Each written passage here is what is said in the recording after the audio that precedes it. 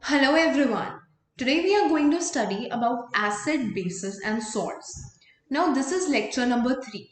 In first lecture we studied about acids and in the second lecture we studied about bases.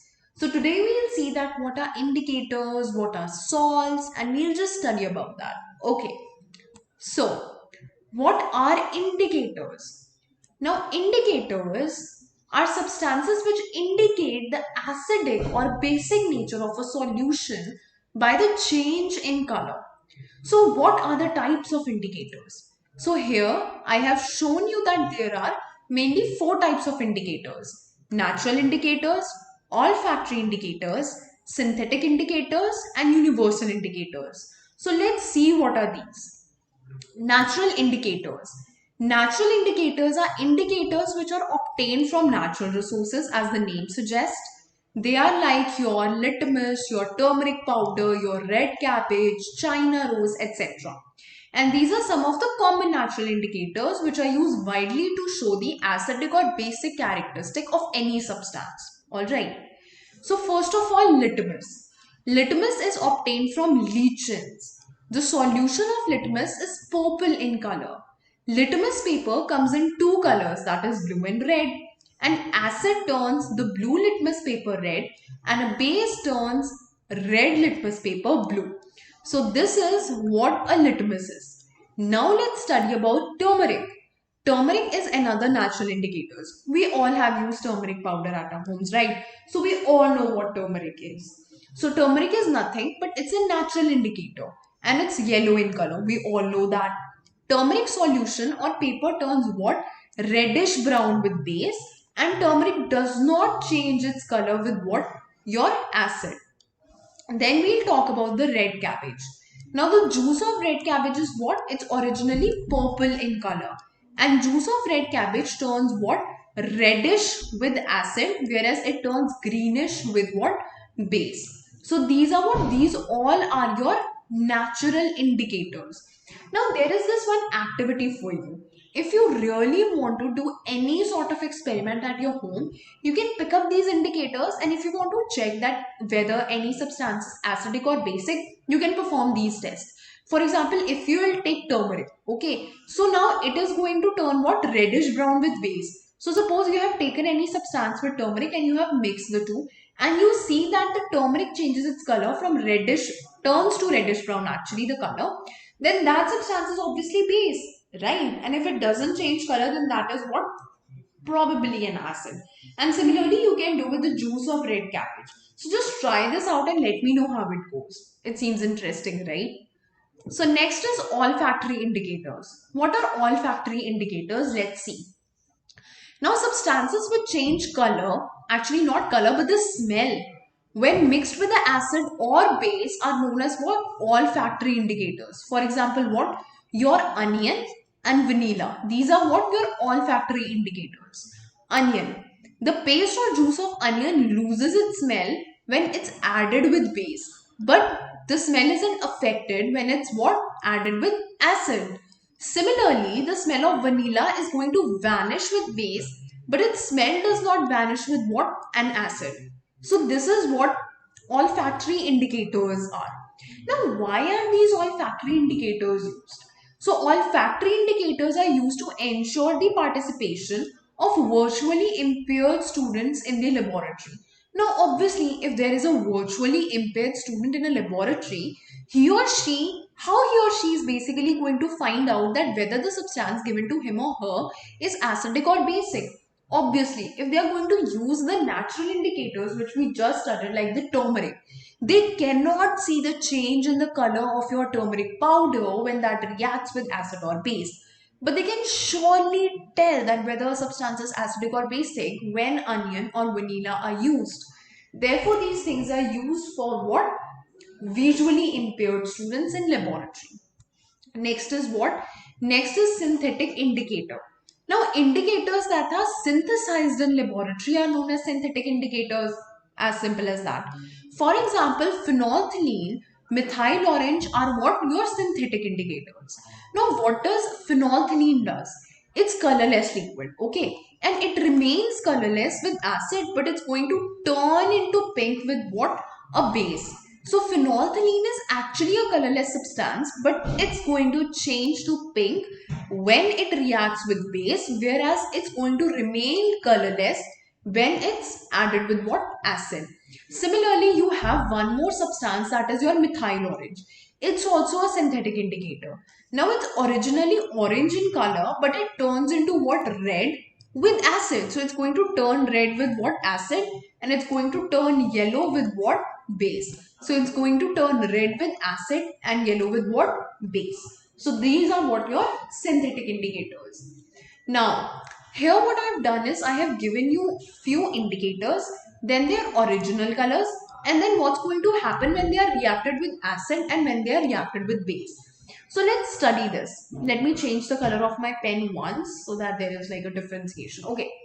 So there is this one indicator, that is your red litmus. Now the natural color of red litmus is red, and it's going to show no change when it's reacted with acid, whereas it will turn into blue when it's reacted with base.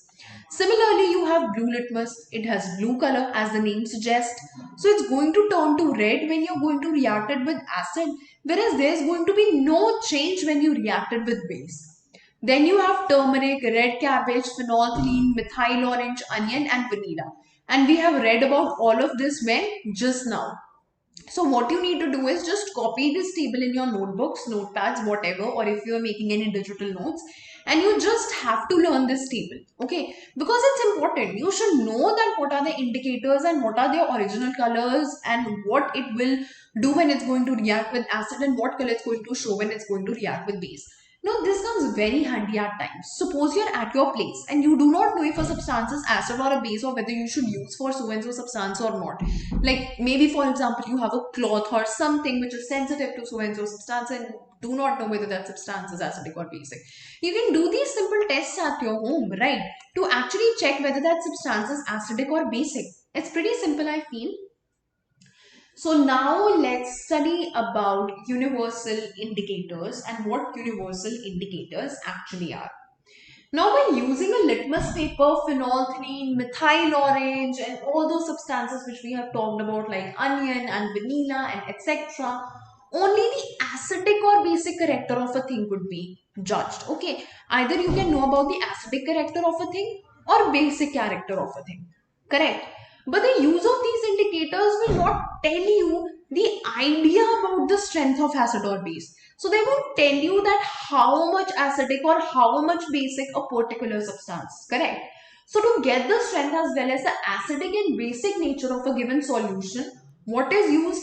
A universal indicator is primarily used. Now universal indicator shows what? It shows different colors over the range of pH from what? 1 to 14 for a given solution. Now universal indicators is available both in form of your strips and solution.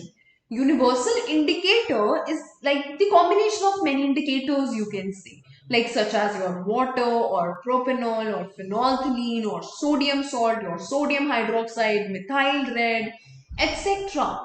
Alright, now the color matching chart is supplied with a universal indicator which shows you the different colors for different values of the pH. Correct. Now here obviously the picture is black and white, so you cannot actually see the colors, but all these strips from 1 to 14 actually have different colors. So what you're going to do is, suppose you have a container and you're doing any acidic or basic test and it has a particular color, you can actually check from here, like you will just dip something and then you check that what color of that indicator is, and then you can just match the color from the chart which is provided and you'll get to know that okay, maybe it is like of the color 10, so it's like basic in nature.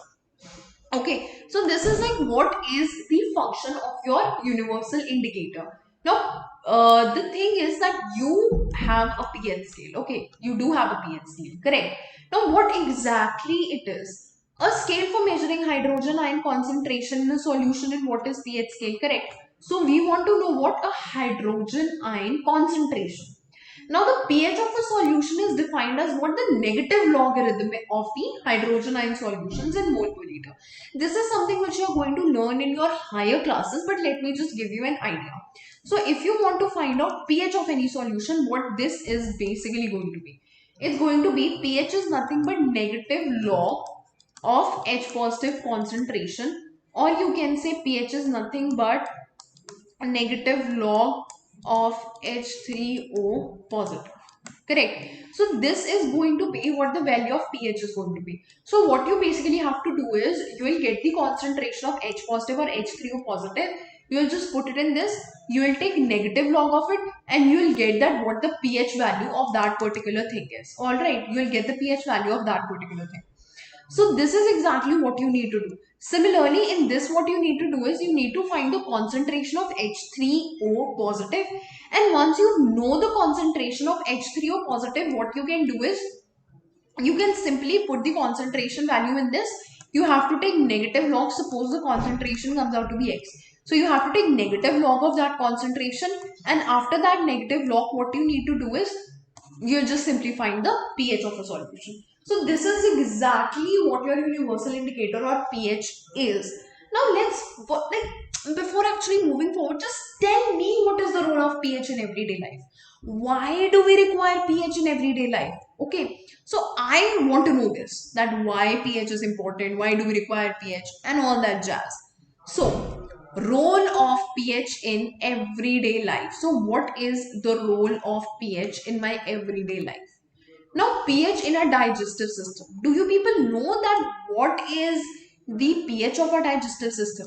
It's a bit acidic in nature. Okay, it's a bit acidic in nature, and obviously, if the acidity is going to increase, then also there is a problem. If it's going to decrease, then also there is a problem. Because obviously, if a thing is defined in a certain way, it has to be in that way. Any change in that particular thing is going to ruin the natural existence of that particular thing, right? So dilute HCl helps in digestion of food proteins in our system, and excess acid in the stomach causes what? Acidity. As I've told you, that anything which is in excess is going to actually cause problems, and that is, it's going to cause what? Your indigestion. Now, antacids, you're like magnesium hydroxide, which is MgOH2, which is also known as what? Your milk of magnesia, and sodium hydrogen carbonate, that is nothing but your baking soda, are going to what? They are used to neutralize excess acids. Now, you can see that milk of magnesia and sodium hydrogen carbonate, which is basically talked here, they are nothing but they are what? Bases. So, these things are what? These things are nothing but bases, and the pH of our stomach is what? Acidic. So they basically want to do a neutralization reaction to form salt plus water, so that our stomach can have some sort of relief from all the acidity which is going on in there. Alright. And similarly, there is this case with tooth decay also. Now the bacteria which is present in a mouth can convert the sugars into acid. Correct. Now when the pH of acid formed in the mouth is below 5.5, tooth decaying can start, because there are these bacteria which are present and then acid is there. So when it's below 5.5 the pH, tooth decaying can start. So the excess of acid can be removed. How? It can be removed by cleaning the teeth with good quality of toothpaste, because these kinds of toothpaste are what? Alkaline in nature, and we know what alkaline is? Base. And similarly, same in the same way, you can say that base plus acid is going to give you the respective salt and water. Now, this is a reaction which is used in almost everything, like neutralization reaction. It's used almost everything, that your base and acid, when it's, doing a form of reaction, then it's converting to your respective salt and water. So this is what is going on in it. Next is pH of your soil and plant growth. Now this is very, very important. Suppose you are, planting a tree or anything, or sapling, anything, and you do not know the pH of a particular place, then obviously the pH is more or less, it's going to ruin the growth of that particular plant. So you should maintain the pH of soil for your plant growth. So most plants have a healthy growth when the soil has a specific pH, that is your close to 7 range, which should be neither what? Your basic in nature, that is alkaline, nor it should be highly acidic. So it should be like the pH should be like close to 7. It can be about 6.9, 6.8, something like that, or 7.1, 7.2. But it shouldn't be, alkaline, or it shouldn't be highly acidic in its nature. So this was the role of pH in your everyday life. Now let's move forward with our study. So we are done with acids, we are done with bases, we are done with indicators. What are left? Salts. So let's study about salts. So what are salts? Salts are your ionic compounds which are produced after the neutralization reaction between your acid and a base, and salts are electrically neutral. There are a number of salts, but sodium chloride is the most common among them. So NaCl is a salt that is most common among them. Now from here, can you tell me the characteristics of salt? Obviously, now most salts are what? Crystalline in nature. This you have to remember that most salts are what? They are crystalline in nature. Wait a minute, let me just change the color of the pen so that you can differentiate and all that, and it just looks a bit more interesting. So characteristics of salts, if I write, I'm going to just write the keywords here.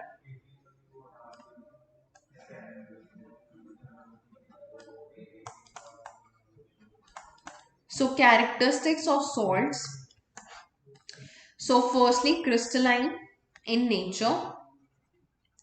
So it's going to be crystalline in nature. Then salts may be transparent or opaque. So transparent or opaque. Now most of the salts are soluble in water. So number 3, soluble in water. Number 4, they conduct electricity in molten state also. So this is your electricity. It's not electricity. So this is your electricity. So they conduct electricity. Next is salts can be salty.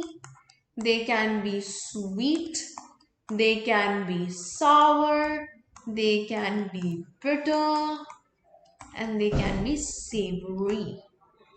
So these are the tastes for your salts. 6 can be, they are the neutral ones.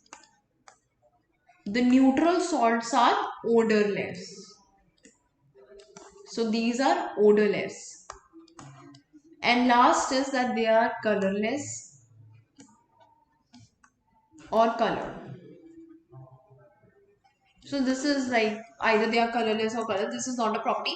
But rest is that, alright, let me change the color. It's very difficult to actually explain like that. Okay. So the characteristics are going to be that they are crystalline, they are transparent or opaque, they are soluble in water, they can conduct your electricity in molten state, they can be salty, sweet, sour, bitter, savory. The neutral ones are odorless and they can have color and they can be colorless. So these are what? These are the properties of your salts. Now let's study about the family of salts. So what exactly is the family of salt? Now salts having common acidic or basic radicals are said to belong to the same family. Let's see the examples. Okay. Now suppose you have sodium chloride, that is NaCl. Okay, it's written here NaCl, and you have calcium chloride, that is calcium chloride. They belong to what? They belong to chloride family. Okay. They belong to what? They belong to chloride family. And similarly, you have your calcium chloride and you have your calcium sulfate. So they belong to what? They belong to your calcium family because they have calcium. Here it was what? Chloride. So they belong to what? Your chloride family. Similarly, if you have zinc chloride and zinc sulfate, they'll belong to what? Your zinc family. Simple. So this is what your family of salts. It's nothing but it's that the salts which have like common acidic or basic radicals are said to belong to your same family, and this is basically what family of salts means. Now we know what are salts, we know what are family of salts. So tell me one thing, do we have neutral, acidic or basic salts, or it's just about salts? Of course, we do have neutral salts, we do have basic, and we do have acidic salts. So what are neutral salts if I say? Let me change the color again. It's actually getting very distracted, but I'm so sorry. I really want to explain very well. And colors always help. Okay, so tell me, what actually are your neutral salts? So neutral salts are basically produced because of the reaction between what? A strong acid and a strong base. So a neutral salt is something that we'll get with your water, which will be having your pH about 7. So what they are saying is that if you have a strong acid and a strong base and you have a reaction between the two, then you will get a neutral salt and water, and the pH of that neutral salt is going to be what? Your 7. So the examples are your sodium chloride, that is NaCl. You have your sodium sulfate and potassium chloride and all that. Okay. Now, if I talk about sodium chloride, okay. So sodium chloride, when is sodium chloride formed? See here. Now sodium chloride, when sodium hydroxide reacts with your hydrochloric acid, it's going to form your sodium chloride and water. Similarly, when sodium hydroxide is going to react with your sulfuric acid, it's going to form what? Sodium sulfate and water. Similarly, your potassium hydroxide and hydrochloric acid, when they are going to react, they are going to form your potassium chloride and water. Now, you can see that sodium hydroxide in your first reaction, and sodium hydroxide in your second reaction, and potassium hydroxide in your third reaction. These are what? These are your bases. Whereas hydrochloric acid in your first reaction, sulfuric acid in your second reaction, and hydrochloric acid in your third reaction, these are what? These are your acids. And your formation of sodium chloride, sodium sulfate, potassium chloride, these are what? These are your salts. And water is also formed with them.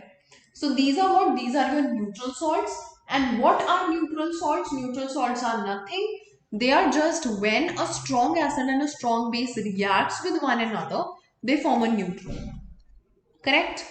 Then is what is your acidic salts? It's simple. When your strong acids plus your weak base is going to react, they are going to form your acidic salts. Correct? So when your strong acid and weak base is going to react, they are going to form your acidic salts. Now, the thing is that let's see what the examples are. So, ammonium hydroxide and hydrochloric acid. I know that this is a weak base and I know this is a strong acid. So, they are going to form what? Your acidic salt. And the name of that salt is ammonium chloride, and water is going to be formed. Similarly, when ammonium hydroxide, which is actually a weak base, when it's going to react with sulfuric acid, which is a strong acid, it's going to react with what? Ammonium sulfate, which is nothing but acidic in nature. Okay, and water is going to be formed. So this is what? This is your acidic salts. Next, we are going to talk about the basic salt. Now, in the same way, when I talk about acidic salts, the replica, like the opposite of that, is your basic salt. That is, I will have a weak acid plus a strong base. And this is going to give me what? Your basic salt. So this is going to give me a basic salt and also water. Not this, but plus. So it's going to give me a basic salt and water. Like if I see the examples, then carbonic acid is there, which is nothing but weak acid. And this is going to react with what? Your sodium hydroxide, which is nothing but strong base.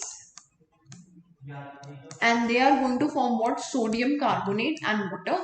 Similarly, your acetic acid, which was weak in nature, and your sodium hydroxide, which is strong in nature, they are going to form what? Sodium acetate, which is basic in nature, and your water.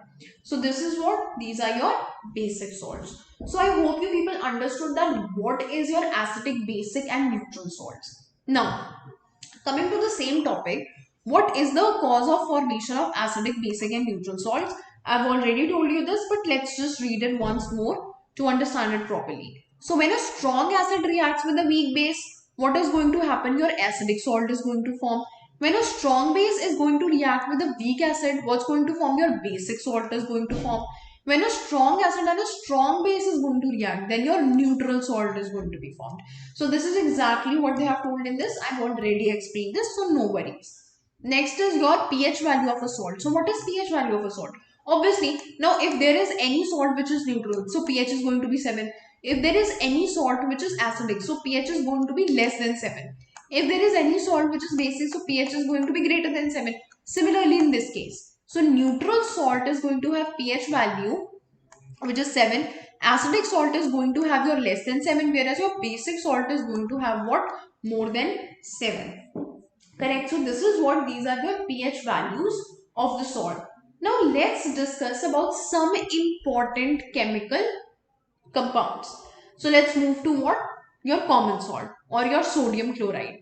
Now, sodium chloride, which is nothing but NaCl, is also known as your common salt or table salt. Correct. It's formed after the reaction between what? Sodium hydroxide, that is NaOH, and hydrochloric acid. So when these two react, NaCl plus water is formed, and this NaCl is nothing but it's this sodium chloride or the common salt or the table salt in that respect, if you want to call it. So this is the salt which we get. So it's obtained by what? How is it obtained? It's obtained by the reaction which we have just talked about. Now it's formed after the reaction between sodium hydroxide and hydrochloric acid. We all know this, and it's a neutral salt. Why? Because we have a strong base and a strong acid. So obviously it has to be neutral. And the pH value of sodium chloride is going to be what? 7, because it's what? Neutral. So it's going to be somewhat about 7. And sodium chloride is basically used to what? It's used to enhance your taste of food. Okay, and it's basically used in manufacturing of many other chemicals. And if I talk about those other chemicals, so can I say that sodium hydroxide, NaOH, yeah, see, important chemicals which are generated from NaCl, and one of them is NaOH. So what is the reaction of the generation? A reaction is actually pretty simple. It is that NaCl reacts with water to form sodium hydroxide, chlorine and hydrogen. Correct? Now hydrogen is in gaseous form, so we can actually find out that whether the gas which is involved is hydrogen or not, because it's in what? It's in gaseous form. Correct. So let's read about the uses of products after electrolysis of brine. Now, what is brine? The solution of sodium chloride. Okay, so first of all, let's understand this process again, because I feel that I need to explain this a bit more, and then we can go to the uses part. For your sodium hydroxide, that is nothing but NaOH, which is formed here, this. Okay, so let's understand what the whole process is, and then we'll go to the uses section. So yes, now sodium hydroxide is what? It's a strong base. It's also known as what? Your caustic soda. So sodium hydroxide is also called your what? Your caustic soda. And it's obtained by what? It's obtained by the electrolytic deposition of sodium chloride. So sodium chloride's electrolytic deposition actually gives me what? Sodium hydroxide. And in the process of electrolytic decomposition of brine, that is aqueous solution of sodium chloride. So sodium chloride is nothing but it's your brine. Here I'll write it as brine, B-R-I-N. This is, if I write it B-R-I-N-E, this is nothing but your sodium chloride. So sodium chloride is nothing but your brine. And in this process, chlorine is obtained at anode and hydrogen gas at cathode as byproducts. So chlorine at anode and hydrogen as your cathode as your byproducts. And the whole process is known as what? Chlor-alkali process. CHLORALKALI. This is what your chlor-alkali process. Now you know that NaOH is also termed as your caustic soda, and your NaCl is termed as your brine, and this process is basically what? Your chlor-alkali process. So let's study about the uses of it. Okay, so uses of products after the electrolysis of brine. So hydrogen gas is used as fuel and all these, like making in ammonia, margarine and making of ammonia for fertilizers, etc. Alright. Second is chlorine gas is used in your water treatment, your manufacturing of PVCs, disinfectants, CFCs, pesticides. It's also used in manufacturing of your bleaching powder and hydrochloric acid. And next is sodium hydroxide is used for what? For degrazing of metals, for manufacturing of paper, soap, detergents, artificial fibers, bleach and etc. This is what?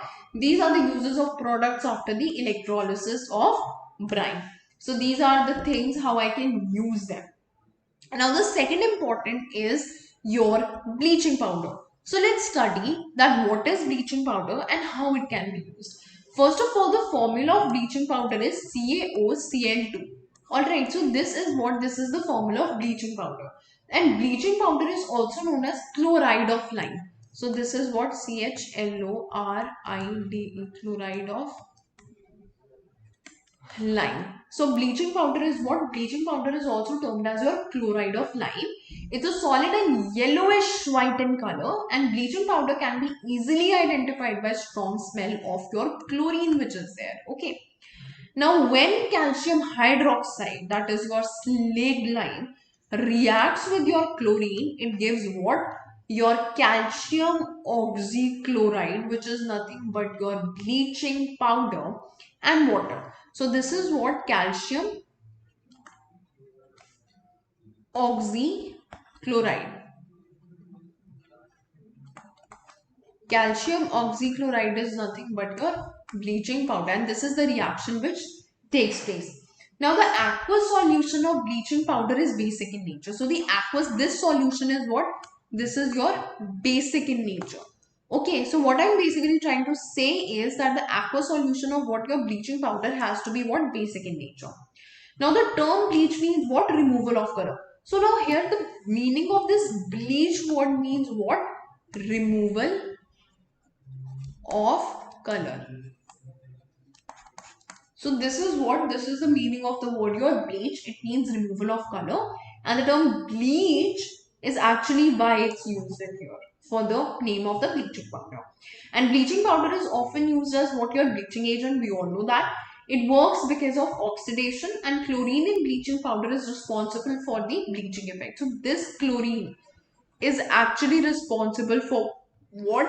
Your bleaching effect. Be is your bleaching effect. So let's study about the uses of your bleaching powder. So these are the uses of your bleaching powder. Bleaching powder is used as a disinfectant to clean your water, your moss remover, weed killer, etc. Bleaching powder is used for bleaching of your cotton in textile industry, bleaching of your wood pulp in paper industry and all that. And bleaching powder is used as oxidizing agent in many industries such as your textile industry, your paper industry, etc. So these are what? These are your uses of bleaching powder. So we have studied that what actually bleaching powder is, and we have also studied about your sodium hydroxide. Now what's next? Maybe baking soda. So let's study about baking soda. So what is the formula of baking soda? NaHCO3 is what your baking soda is. Baking soda is another important product which can be obtained using the byproducts of what your chloralkali process. So it can be used by the products of your chloralkali process. The chemical name of baking soda is sodium hydrogen carbonate. You can see sodium hydrogen carbonate, but I'm going to write it here. Sodium hydrogen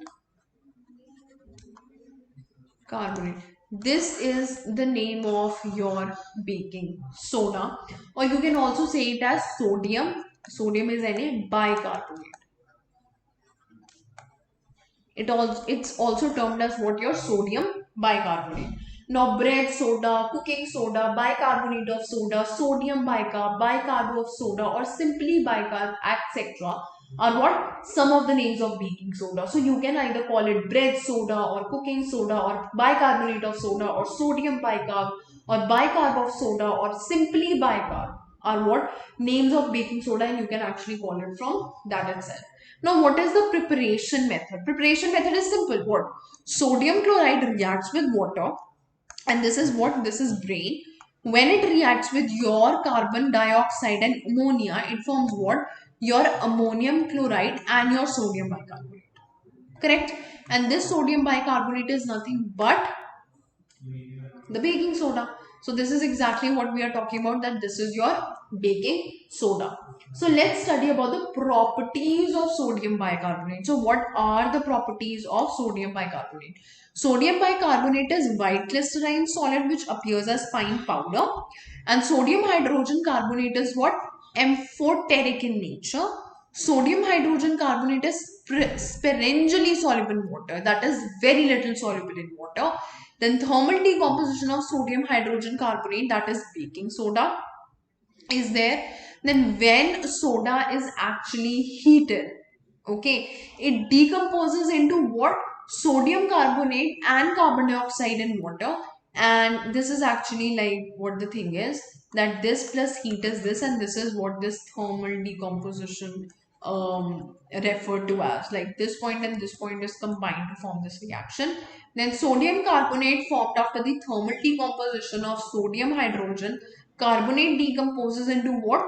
Your sodium oxide and carbon dioxide on further heating. So Na2CO3 is going to form what? Na2O and CO2. And this reaction is known as what? Your dehydration reaction. So this reaction is going to termed as what? Your dehydration reaction. Now we know that what is baking soda.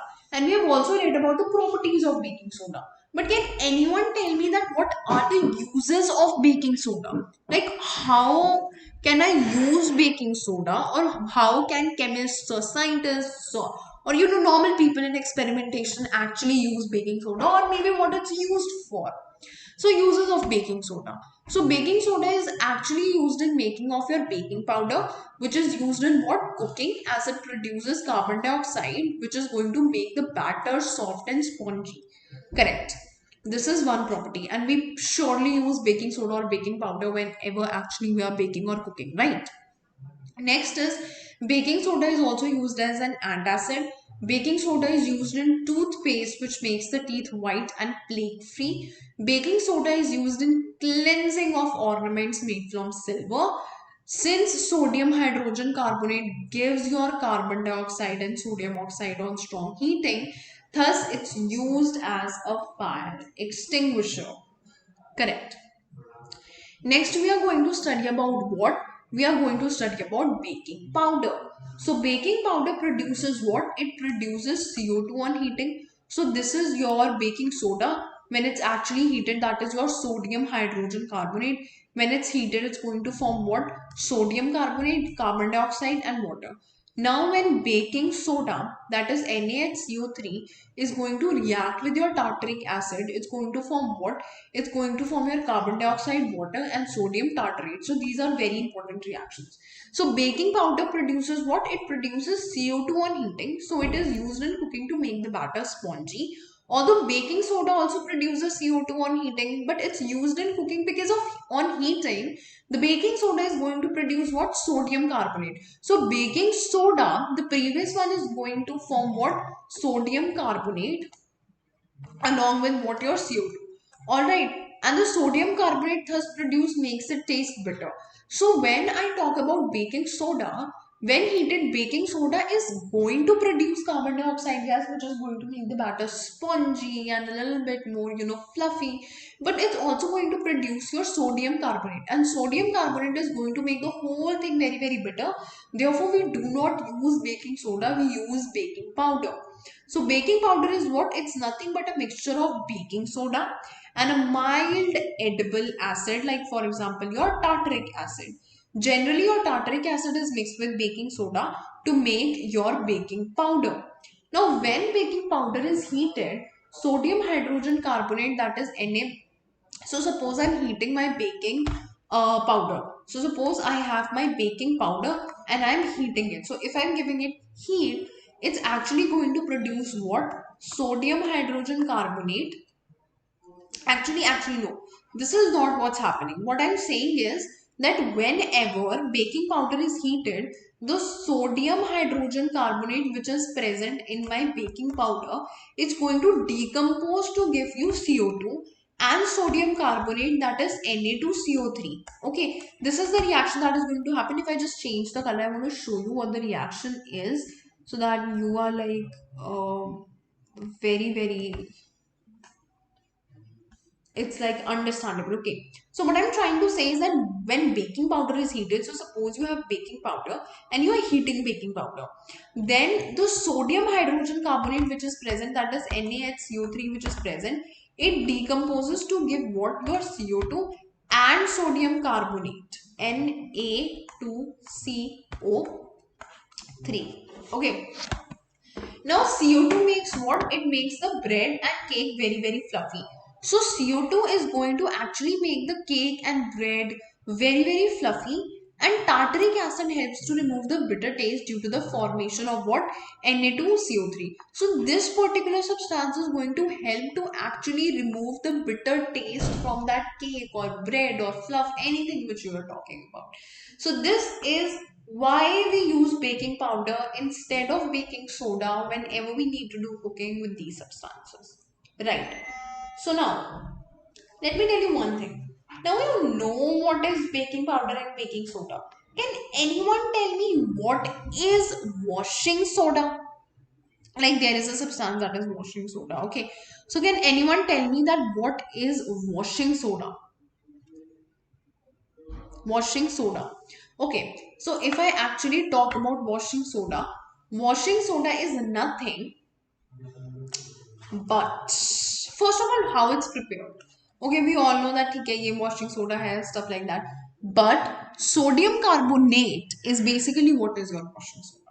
This is the preparation method which we'll take a little bit later, but your washing soda is nothing but your sodium carbonate.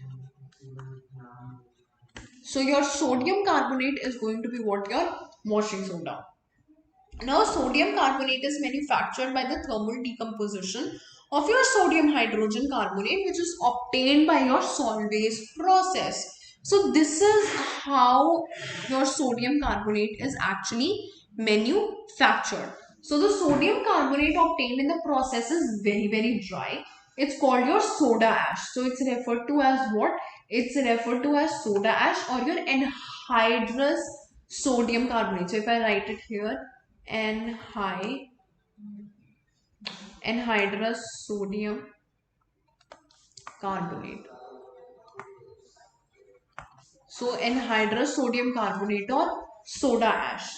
Now the thing is what's going to happen that sodium chloride is going to react with carbon dioxide, ammonia and water to form what? Ammonium chloride and sodium bicarbonate. Correct. So when heated, sodium bicarbonate is going to change into what? Carbon dioxide, water and sodium carbonate, which is actually what? Anhydrous in nature. Then sodium carbonate is going to react with water to form sodium carbonate, which is what? Hydrous in nature. Now the thing is that because there are these 10 molecules of water which are present, here you can see 10 and here you can see 10. So since there are 10 water molecules which are present in washing soda, hence is known as what? Sodium bicarbonate decahydrate. So it's going to be formed what? It's going to be known as your sodium bicarbonate decahydrate. So this is what it is. Now, before moving any further, can you please tell me that what are the uses of sodium carbonate? It's right on your screen. The uses of sodium carbonate is it's used in cleaning clothes, especially in rural areas, in the making of detergent, cake and powders, in removing the permanent hardness of water, and it's used in glass and paper industry for manufacturing one stuff. Alright, so we are done with this. And the next topic now is what? We are done with a few things, right? Baking soda, baking powder, bleaching, and all these things. Can you tell me what the next topic is going to be? Come on. It's going to be water of crystallization. So, what is exactly water of crystallization? Can anyone tell me what is actually water of crystallization? Okay. Now, many salts which contain water molecules are known as what? Hydrated salts. So, if any molecule is going to have water, this is actually hydrated. It's written, right? It's hydrated. So, many salts contain what? It contains water molecules and they are known as hydrated salts. And the water molecules present in salt is known as what? Your water of crystallization. So the water molecules that are actually present in the salt are termed as what? Your water of crystallization. Correct. Now the water molecule that is present in salt is known as what? Water of crystallization. And here is the example which I was talking about, that your copper sulfate plus 5H2O. So this is nothing but water of crystallization. But when I'm actually going to heat it, so what is going to happen? The water will be removed and it will form what? Copper sulfate, which is going to be anhydrous in nature. And what is anhydrous? That means it does not have water in it. It's dry. And hydrated means what? It has water in it. It's moisturized. So this is exactly what water of crystallization is. It's simple. Now, in this slide, what I have given is that what are the common names of substances, the chemical name of them, the chemical formula of them, and the uses of them. Like for example, if I have washing soda, the chemical name of washing soda is your sodium carbonate decahydrate, and this is the formula of it: sodium carbonate decahydrate. Actually, the chemical name of baking soda is going to be sodium hydrogen carbonate, that is NaHCO3. Of bleaching powder is going to be calcium oxychloride, that is this, and plaster of Paris is going to be calcium sulfate hemihydrate, which is going to be this. And these are the uses. Like for example, the use of washing soda is manufacture of borax, caustic soda, softening of hard water. The uses of baking soda is used as an antacid ingredient of baking powder. Of bleaching powder is bleaching clothes, used as oxidizing agent, disinfecting water, manufacture of chloroform, etc. Of plaster of Paris is plastering fractured bones, making toys, decorative materials, statues, etc. So this is also like very important. You should know the common name of these things. You should know the chemical formula, and you should definitely know the chemical name and the uses of it. Like definitely, it's important. Next is preparation of plaster of Paris. This is actually the last slide. It is how plaster of Paris is actually formed. So it's nothing. It's like simple that CaSO4 2H2O when it's actually heated. Then calcium sulfate plus half of water plus one half of water is actually which is produced. And then this with this is going to form again calcium sulfate of 2H2. So it's pretty simple, like it's actually simple. And here we actually came to the end of our lecture. I hope you people understood it, but before actually, saying goodbye, let's just review what all we studied. So yes, we started from what are indicators. We actually read what are types of indicators, that are natural indicators, litmus, turmeric, and red cabbage. Then olfactory indicators, which is onion and vanilla. Then synthetic indicators, that is your phenolphthalein and methyl orange are the ones which we studied about.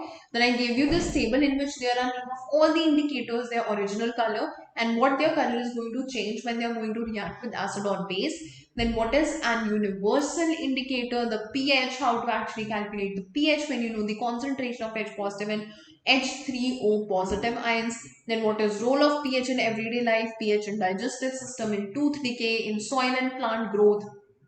After that, it's what are salts, then what are family of salts, what are neutral salts, acidic salts, basic salts, then cause of formation of acidic, basic, and neutral salts, what are the pH values of acidic, basic, and neutral salts, then what actually is common salt, that is your sodium chloride, then important chemicals from your NaCl, that is your sodium hydroxide or caustic soda we talked about, then about bleaching powder, about baking soda, then about your baking powder, your washing soda, your water of crystallization, and then this table in which some common names of important substances are given with your chemical name, your chemical formula, and uses, and then lastly the preparation of plaster of Paris. So I hope you people understood whatever I have taught you, and I hope you found it interesting. For further information, further documents, your tests, etc., you can just go to EduRev site, log in there, and for free you can get so much of content. I will suggest you to go and practice loads and loads of tests so that all this information is embedded within you. With this, we have completed acid, bases, and salts, and next time we will meet with yet another chapter. So all the best and goodbye.